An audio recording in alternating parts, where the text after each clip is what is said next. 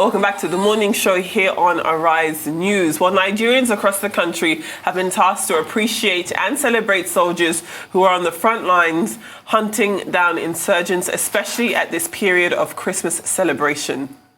This was contained in a statement by the Borno State Governor, Babagana Zulum. The governor asked Nigerians to reflect on how soldiers and members of the Civilian Joint Task Force are celebrating Christmas, adding that such reflection will help Nigerians rededicate themselves to ensuring peace. The governor noted that his administration will continue to support efforts in combating the insecurity crisis in the war-ravaged state. Well, Dr. Ayoola Abiodun joins us now to discuss impacts of the soldiers and their travails, especially at a time when many Nigerians are spending time with their families while they're away in the battlefield. Well, good to have you on the show. Good morning and welcome. If we were to talk about... Go ahead, Oji. Yeah, sure. Well, just last week, the Borno State Governor, Babagana Zulum, attacked the military for not doing enough after the Boko Haram had abducted 35 people along that Damaturu highway. But in just less than 24 hours, the governor gave Christmas gifts to the soldiers for gallantry in the commercial town of Bama. Well, I suppose this is the type of gesture we should expect from other northern governors this festive season. Yes, definitely. You cannot overrule the role that will play in boosting their morale. You know, there are certain things you do to encourage people fighting aggressively, people that have laid down their lives, even while others are back home enjoying, having holiday, flying around, and they have totally, completely committed their own lives. They've given out all completely.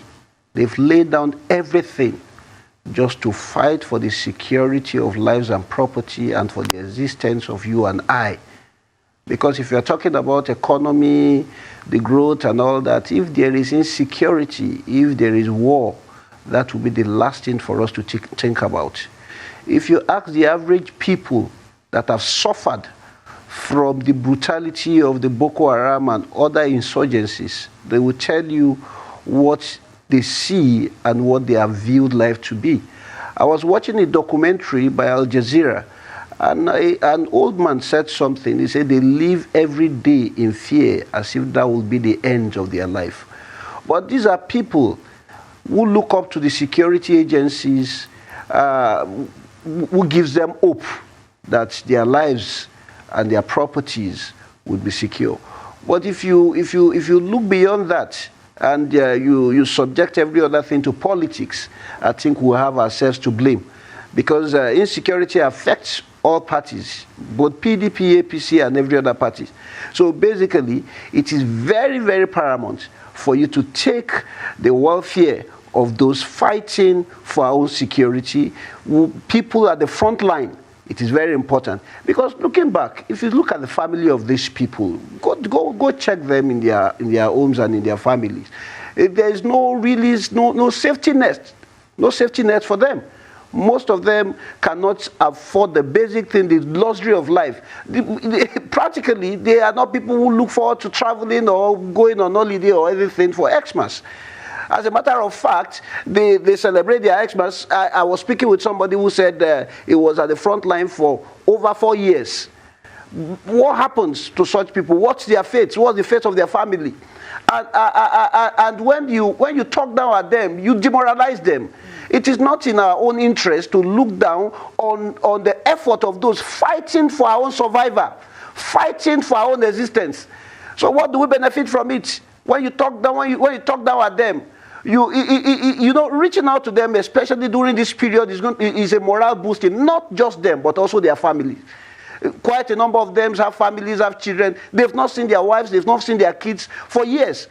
Some have not even, you know, there's another point, why this is very important, why this is key. I heard from one of the men who of recent were speaking, and he told me, he just returned.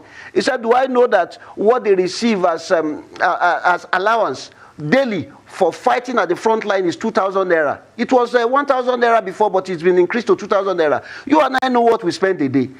on daily basis. So at the end of the month, no matter your rank, you get 60,000 naira for putting your life at risk. Some have lost their limbs, some have lost their arms, some have been perpetually paralyzed, amputated. And you tell me we should not celebrate such people? That means we've lost our humanity. That means our conscience has been seared up. That means we are no more humans. You know, I see some statements churned out by certain people in the name of politics because you want to score cheap political points. When you run down your military, you're running down your nation. You're running down your nation. Where's the patriotism? When the people that have sacrificed their life, chosen to sacrifice their life, they see death every day. Every day. You know, what they are fighting is not even conventional war. You don't know, at times you can be going, you know, when you're fighting a guerrilla war, you don't know where your enemy is going to come out from. You can just boom from any angle, and that's it. You are gone. We lost military. Anytime soldiers lost their lives, some people will come on social media. Do you know the easiest thing to do is to criticize?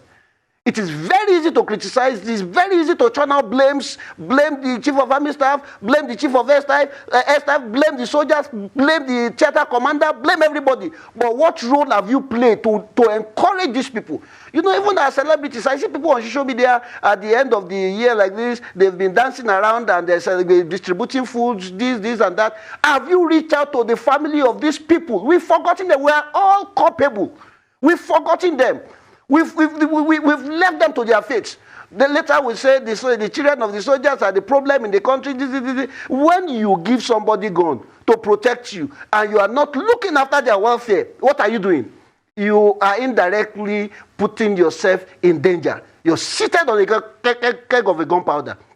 When somebody is disgruntled, somebody who is holding gun, who is fighting for you daily, you know, it is high time we start prioritizing the welfare of these people and we start boosting their morale. There should be incentive to motivate them. There should be things enough to make them feel that the ones that have gone, they didn't die in vain. But they're looking at their colleagues that have died, looking at them at the front line. Nobody cares. Nobody talks about them. This is just, I think we should commend the governor. Even whatever thing they have said in the past does not matter to me. Right. In as much as he has reached out to them at this point, at this critical point, at this Christmas era, which everybody is celebrating, people are jetting out for Xmas, politicians and business. It feels as though we are conflating so many different issues at once. And I think I'm trying not to sound insensitive because you've made very valid points. Soldiers in any country, most especially a country like Nigeria, where people are on the front lines of a war against terror, have to be valued by society. And I'm sure in very many spaces, these soldiers are valued by society. If you're now talking about the welfare of their families, that's a different conversation, and that should be taking place separately. But one thing that you said towards the beginning of your answer stood out to me. You said that, you know, the average person feels fear being in Nigeria because of the state of our security, which is fair enough. But would you constitute soldiers as the average person? Surely they go through training that would adapt them, that would equip them to be prepared to defend this country. So when you had those responsibilities, I'm sorry, I don't know if I agree that they should be treated like every other member of this country as though they are civilian. They are not. They are soldiers tasked with defending this country. It's going to be difficult. We can't expect that because it's Christmas, we give people a break and tell them to go home to their families. We're in the middle, as you said, of a guerrilla war. So it has to be very, very difficult. The conditions are going to be difficult. The expectations are going to be heavy, but this is their job. So I'm not sure I understand what you're saying about whether or not society values soldiers, because they do value them. And it's not society's responsibility to look after soldiers and their families financially. So I feel as though we're conflating a lot of issues here. No. You need to understand where I'm coming from. I am not saying that they should take a break or whatsoever. They have swore, they've dedicated themselves, they've committed themselves to protect our territorial integrity. The fact is this, you talked about the governor coming back from your own intro, the governor coming back after much criticism to celebrate them, that we should celebrate them, especially at this point in time.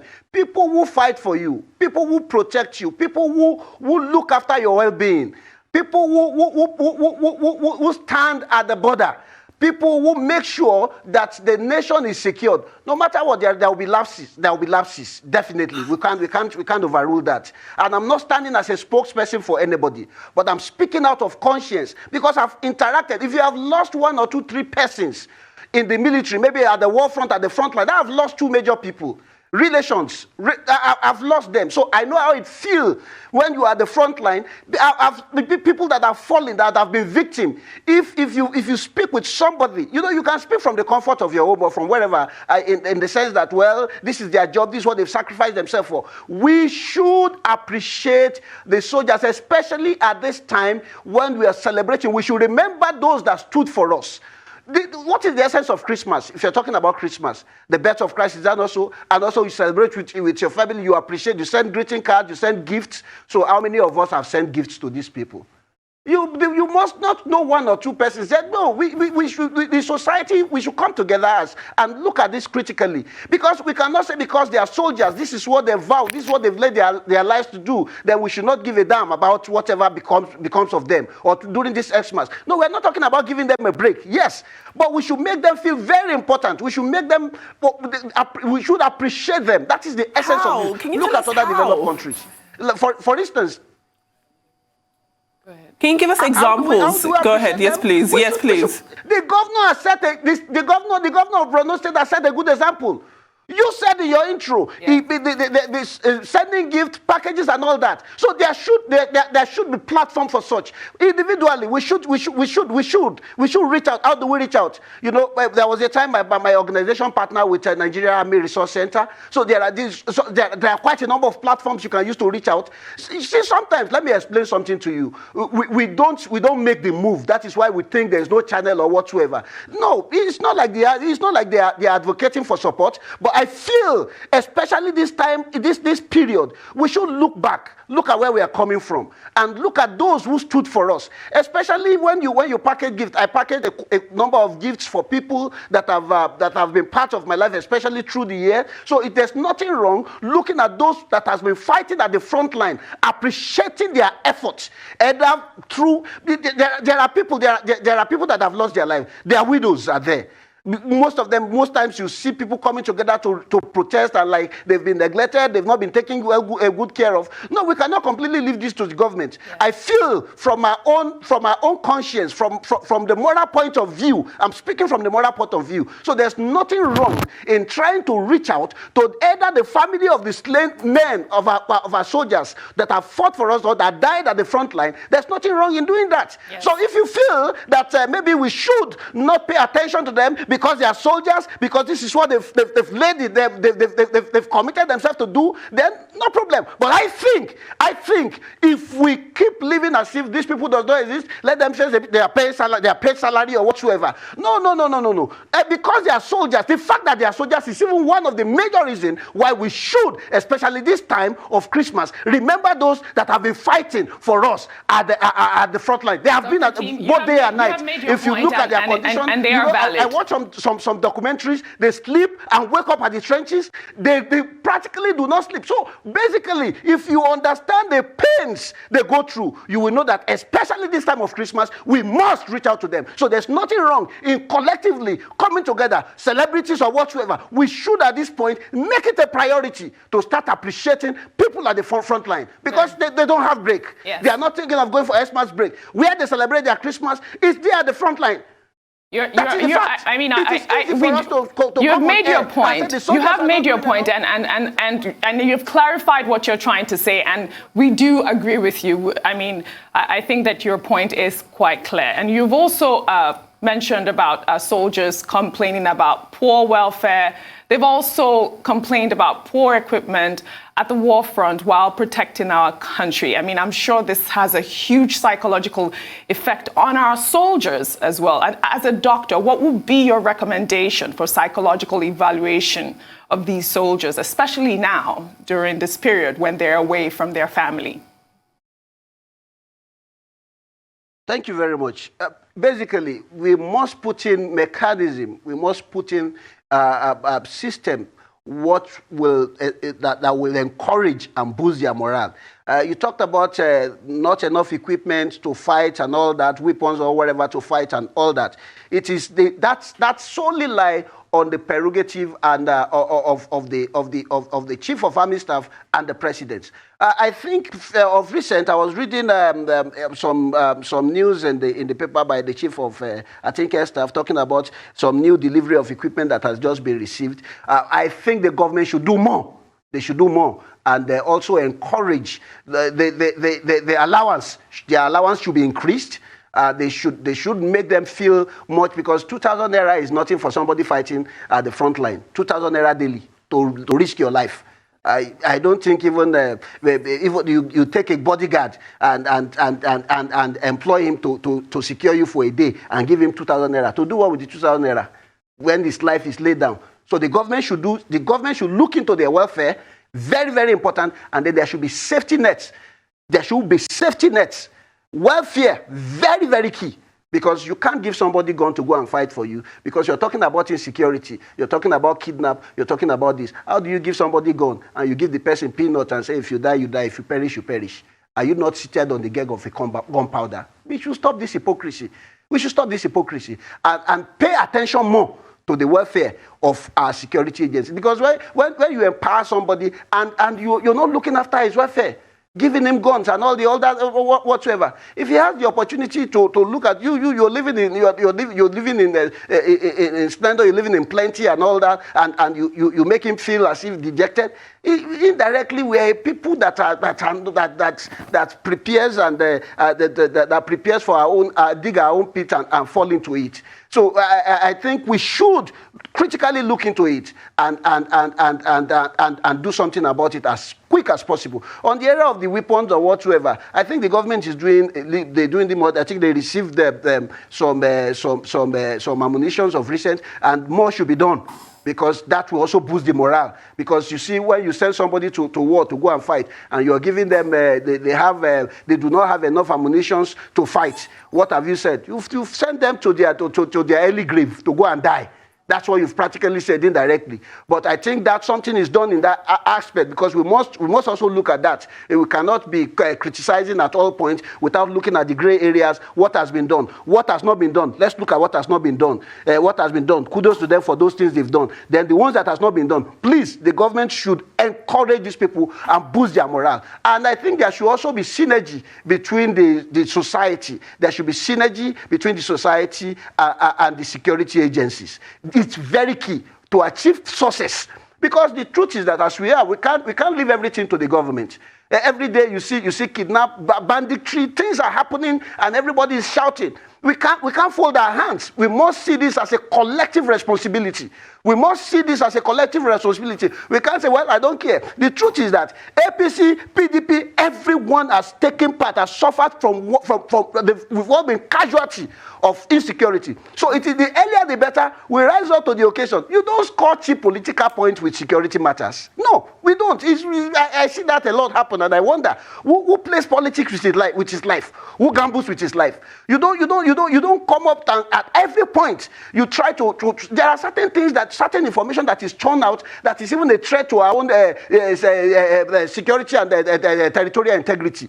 So we must come together beyond party divides and political divides and party affiliation. We must come together. We must understand that insecurity affects APC, it affects PDP, it affects other political parties. It does not respect color, it does not respect race, it does not respect tribe. Either you are Yoruba, you are Hausa, you are from any ethnic group, its insecurity affects all of us. So the earlier the better we understand this and form a synergy with our security agencies through information, we provide provision of information. It is very important. Then we must provide safety net. We must also collaborate in any way to assist, either financially or through material things or whatsoever. Also, the family of, like I said earlier, I've seen some widows, because we've tried to reach out through my own NGO. I've seen quite a number of widows. The moment their husband died at the war front, after a while, some of them are completely and totally neglected. They have family, they have children. We cannot look as if we are not human. Our humanity, the humanity in us must come alive. It is time for the humanity in us to come alive. This period should be a time of we'll have reflection. to interrupt you there, Let us look Dr. back where Tim. we're coming from. Thank what have you we done right so and what we've much not done right? for And joining let us us. put this